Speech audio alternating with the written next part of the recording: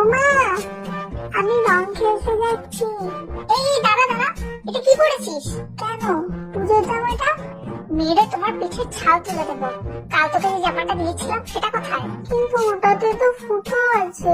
তো ওটা পরেই যাবি, কাল থেকে ওটা দিয়ে আমি ঘর মুছবো। ভালো লাগে না, আমি গেলাম খেলতে। একটার আগে ফিরে আসবি, আর তেল মেখে নিস ভালো করে, নাহলে ওসব লাগবে না। A few inches later. ওমা, একটু এদিকে আসো না।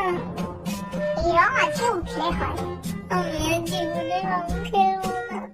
দেখো আমার দাঁতটাও ছাড়িনি। ঠিক হয়েছে, বেশ হয়েছে, আগেই বলেছিলাম। হাতে রং উঠছে না, হাতে স্কুলে গেলে সময় আছে। আমি তাহলে দাঁতের মধ্যে